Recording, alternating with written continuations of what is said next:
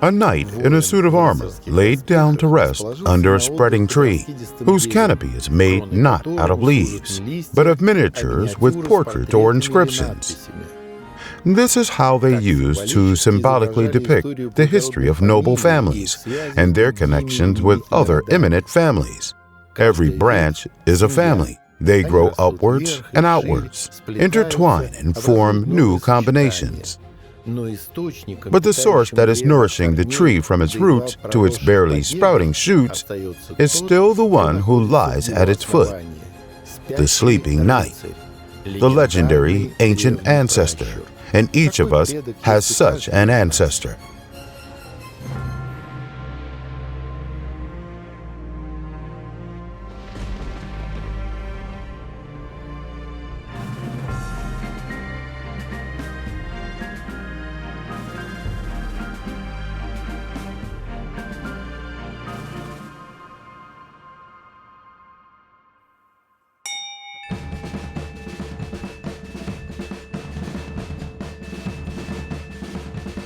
We're leaving now.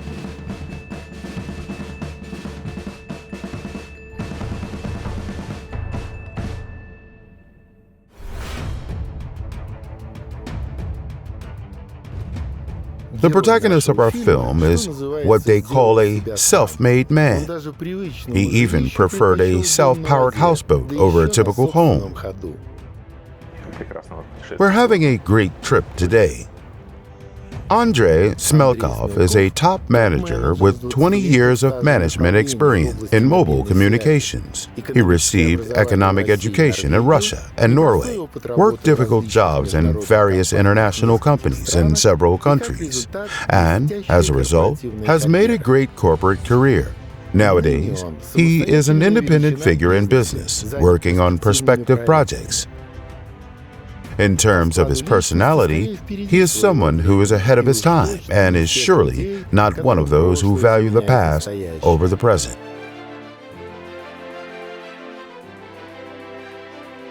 But at some point, he felt the need to find out who he was and where he came from.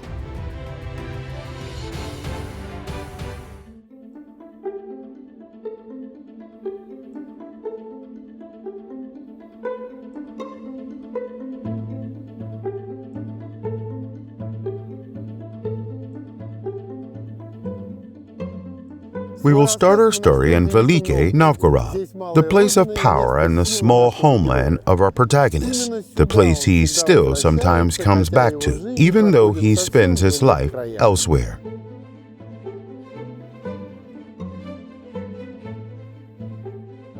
This time, he once again came here to escape Moscow autumn slush, and his hometown welcomed him with pristine snow, calmed him, sprinkled him with snow, and reminded him of a lot of things. Him and his beloved sister, Anya, who used to be an initiator of their childhood games and pranks in their grandma's house. We always gathered here for holidays. Everyone had their own place at the table. Grandpa used to sit at the head of the table, and Grandma on the opposite side. There was one Smelkov family on one side, and another one on the other side, so everyone had their place. I have very warm memories about this house. From the start, our protagonist's ancestry didn't seem particularly sensational. His loved ones, who surrounded him in his childhood and youth, seemed like an ordinary family without any secrets in their past. They were frontline soldiers, heroes of the rear, people with ordinary Soviet careers. As they say, they seemed to be just like everyone else. But it turned out that it only seemed so at first glance. The starting point of our search was his memory of his early deceased father and his unique talent. As long as I remember him, he was a bright and intelligent person. My aunt says that Gena had always been a very special person. He was very quiet and calm, and you could always feel his kindness. I remember whenever we came to the place where he lived, Dad always had some candies with him, and neighborhood kids would run to his car, and he would stop and give candies to everyone. Once I asked him, "Dad, Why are you doing it? Well, it makes them happy to get candies from me. So they would always run to him shouting, "Gena is here! Gena is here!" Andrey Smelkov spent most of his life working as a graphic designer at a factory. But during the dramatic 90s, he suddenly discovered his talent as an icon painter, and not just an average one, but someone with depth and power. He started reading the Bible and studying everything related to icons and holy images. He became very good at it. He painted all famous icons: archangels, the Holy Trinity, Hodogitria. Of course, he received the blessing to paint icons for Novgorod churches, and I think he became spiritually elevated during this process. Nowadays, the icons he painted are worshipped in Novgorod and are objects of pilgrimage. The Cathedral of St. Sophia is the oldest Christian sacred object in Russia. It is 1,000-year-old, and it goes back to the times of Yaroslav the Wise and his son Vladimir. It is almost impossible to imagine a modern artist's works within these walls.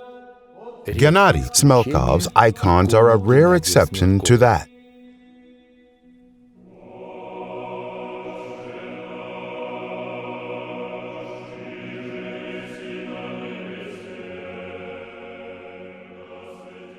My dad received the blessing to paint the main icon of this monastery, this cathedral. People come, worship it, and ask it for help. There were cases of people getting healed.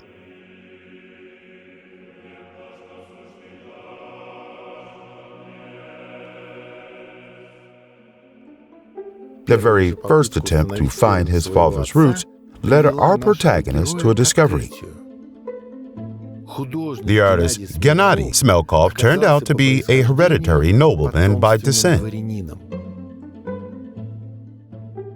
As for serving Novgorod nobleman Smelkov's aside, we were only able to trace their ancestry to the 19th century.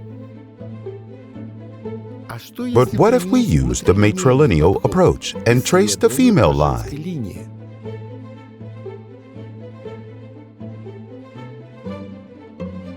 The search for ancestors of Tamara Smelkova, our protagonist's grandmother, brought us on a long journey.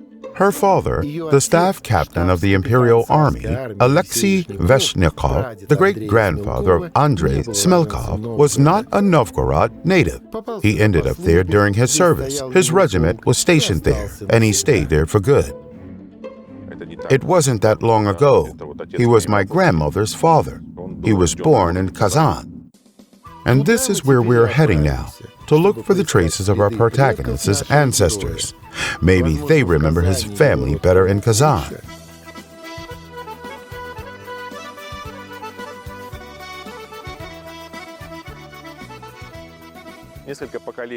Several generations of Veshnikov lived in Kazan Governorate, got married, had children, and built their careers. I'm sure a lot of interesting things happened here. During the heyday of the Russian Empire, ancient Kazan was the high society capital of the Volga region. Amazingly, as soon as we switched the region of our search, we immediately started finding answers to our questions. And what answers those were!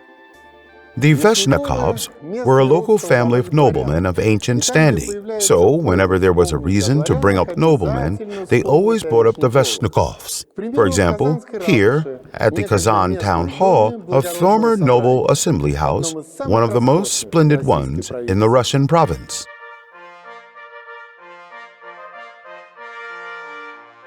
These are the stairs that the representatives of several generations of Veshnikovs used to enter the ceremonial hall for balls, class selections, or concerts of visiting celebrities. It hasn't completely sunk in yet, so I guess I will have stronger emotions about it in the future. But this connection with my ancestors and my history, it's really felt more strongly in places like this. a cozy, comfortable world described by Russian classics with hunting, horse riding, and romantic stories. That's what Kazan had been like for the Veshniakovs over a period of 150 years. One of my first known ancestors was Ivan the Terrible's Gentleman of the Bedchamber. In fact, the Veshnikov family were native to Moscow. Ignatiy Veshnikov, who the rise of the family started from, was Ivan the Terrible's a military leader. According to historians, he was one of his trusted men who carried out the Tsar's most important assignments and led regiments to Astrakhan and Kazan. He was the head of the Strelsky unit, firearm infantry, and was stationed in a certain place with his regiment. And, as we found out, that place was called Veshnikovo Sloboda, which is further evidence of how important my ancestors, the Veshnikovs, were for Kazan. The Veshnikovs' family nest near Kazan, Tagashevo Manor, ended up in their family thanks to Ignatiy, but only in the second half of the 18th century. His descendant, Pyotr Veshnikov, settled in the Kazan Manor. He was so active that he even received the title of the Marshal of Nobility of the Governorate. Our protagonist's ancestor's house is still there, although looking at it now, it's hard to believe that it was once full of life. My first thought is, yeah, it would take a lot of money to even fix the roof alone. They say that during the life of the estate founder, Pyotr Veshnikov, it used to host the Surf Theater, the only one in the Governorate.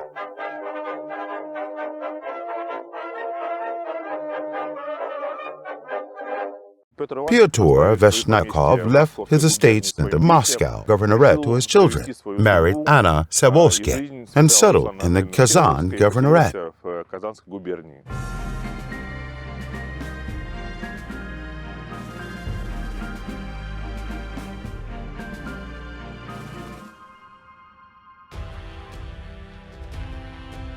But who is Anna Savolsky, and what role is she going to play in our genealogical research?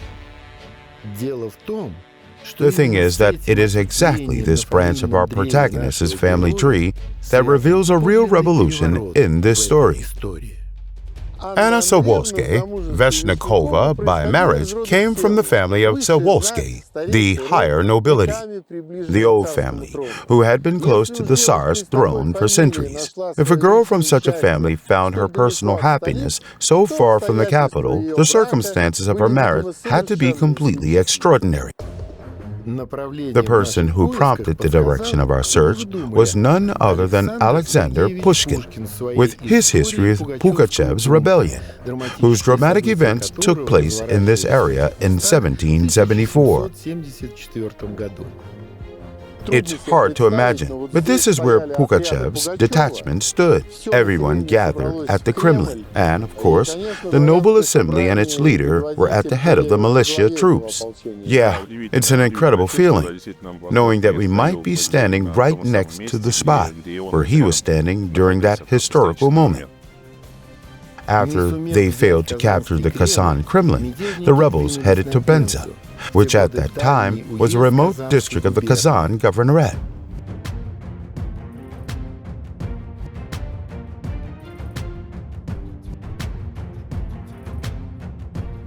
By fateful coincidence, shortly before those events, the court counselor, Savolsky, was appointed a military leader of the Penza province. Andrey Smelkov was an excellent guard who participated in the coup that led to the accession of Catherine the Great. He was the father of Anna Veshnikova, and thus a distant ancestor of our protagonist and his namesake as well.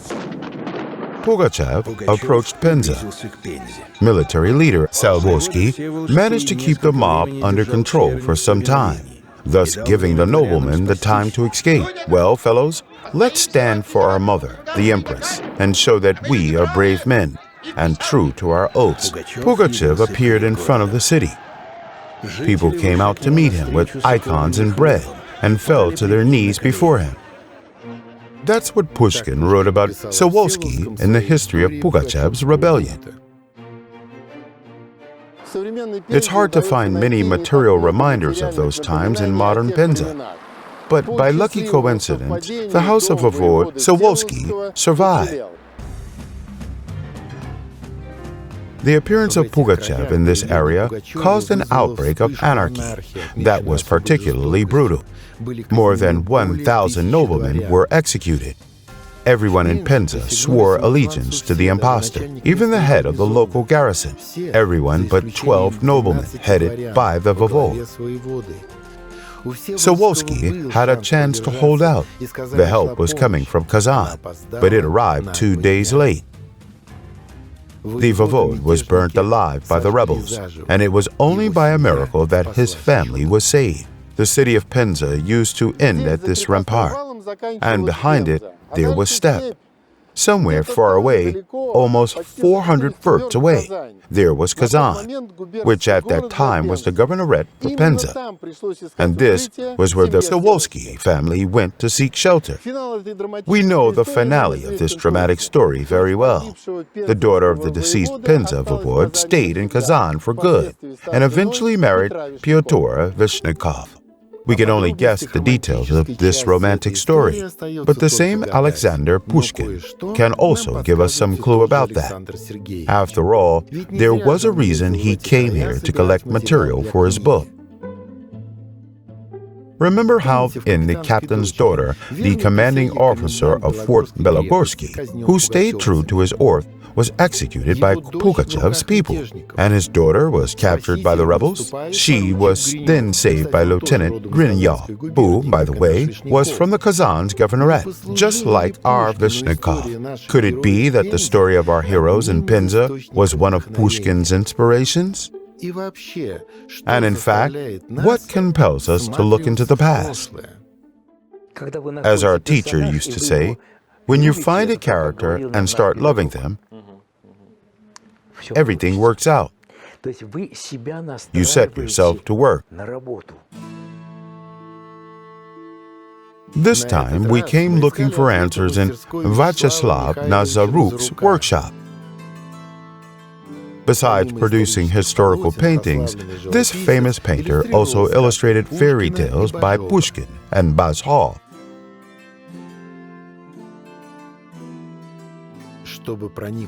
To travel to the past, one should try to imagine it, to feel it, to put on warrior's clothes and feel the weight of a sword in your hand.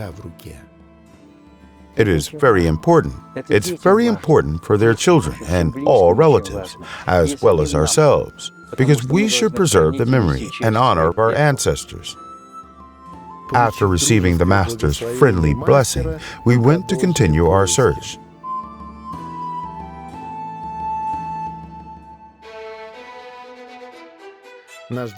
Our further route took us through Leningrad region.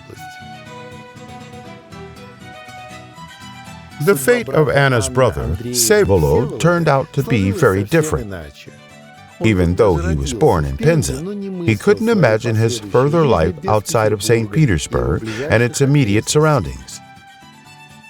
His uncle and namesake, Vsevolod Alexeyevich, was part of the Empress's inner circle and had a joking nickname, Vzi, which she had personally given to him. Due to the royal favor, he was also one of the richest people of his time. Since he didn't have any children of his own, he passed everything he had to his beloved nephew.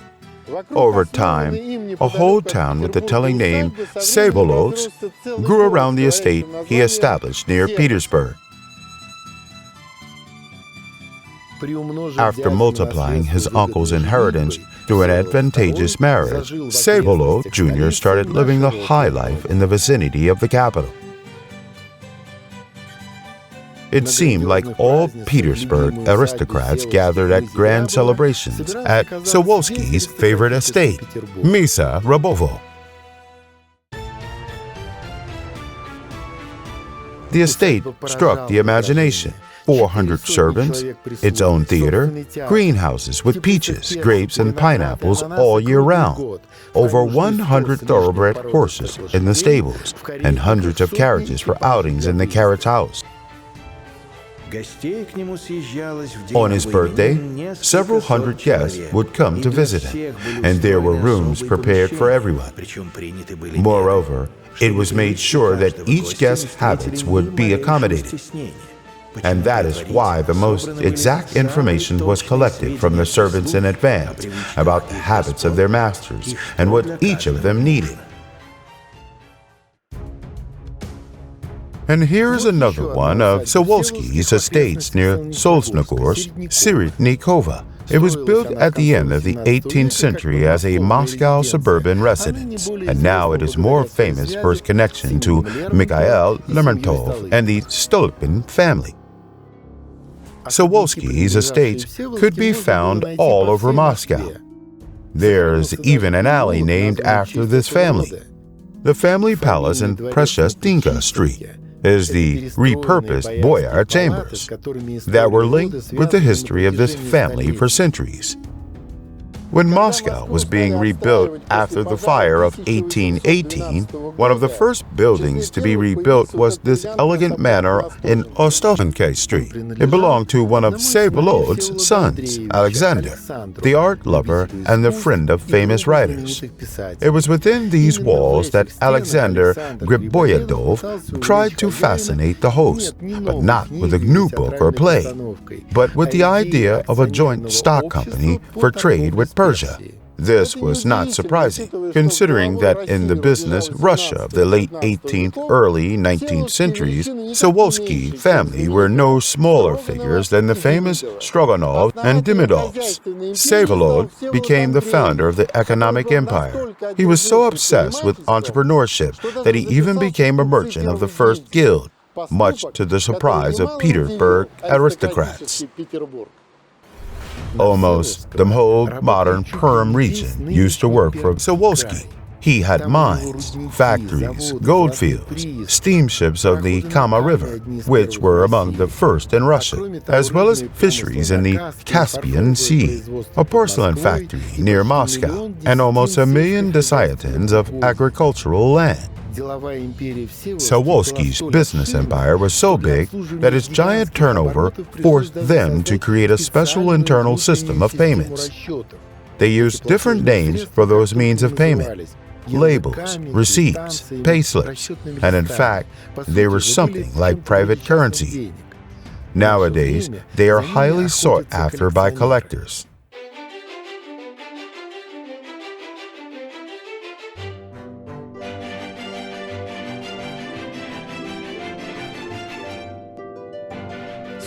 This apartment on the theater square was often visited by Pushkin himself, who used to come there to see Vsevolod's son, Nikita. Sawolsky's apartment was a gathering place for the Green Lamp community, who had parties mixed with literature and political debates, everything that Alexander Pushkin loved. In my mind, I can see you in your distant shelter. Cold stream of champagne pouring into your intoxicating glass. New friends in dressing towns, shrouded in smoke of lazy pipes. They shout and drink, and a cheerful cup travels around their wild circle, while time is passing happily. Alexander Pushkin to Nikita Sawolsky. There are a lot of captivating things in the history of Sawolsky family, but it is only an intermediate result of our search.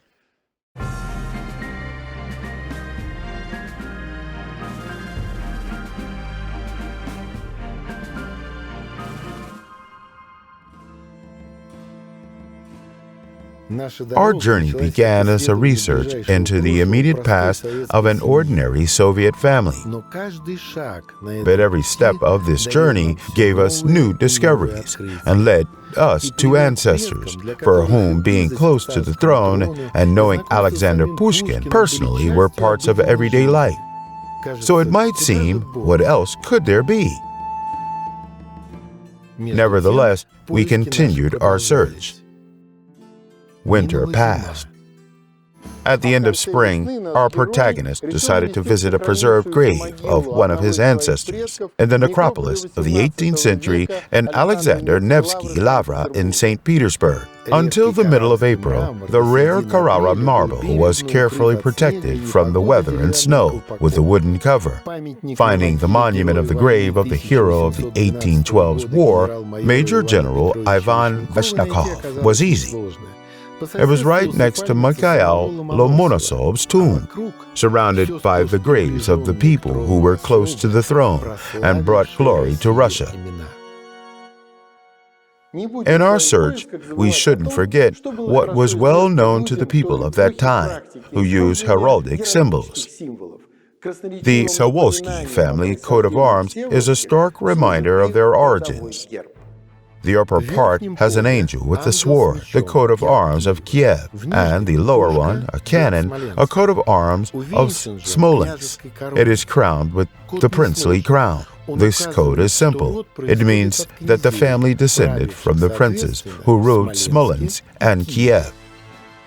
The Sawolskis are a branch of Rurichki that split from their Smolensk line. The founder of the family is Alexander Sebelos, who gave his descendants this last name, even though he lived in the 14th century, which means he isn't the most distant ancestor of the family. The Sawolskis used him as a starting point for their family tree to avoid listing another 16 generations of ancestors who were the same for all main aristocratic families in Russia. It could only mean one thing that it's difficult to even say aloud because of how incredible the result of our search turned out to be.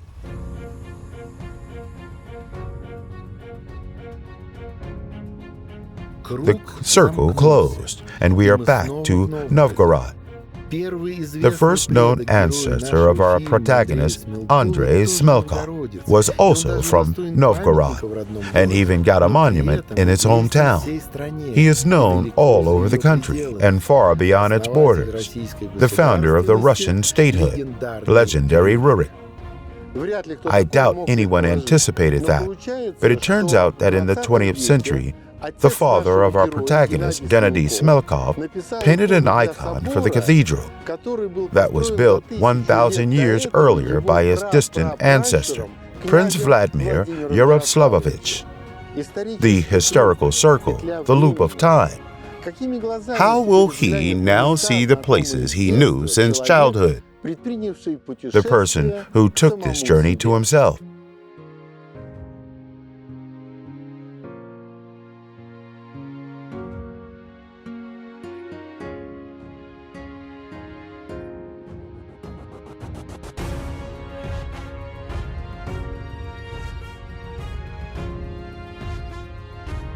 And now it is time for us to leave our protagonist alone. He is about to have a deeply personal experience, because it was a 1 in a million chance. And yet he still found his sleeping knight.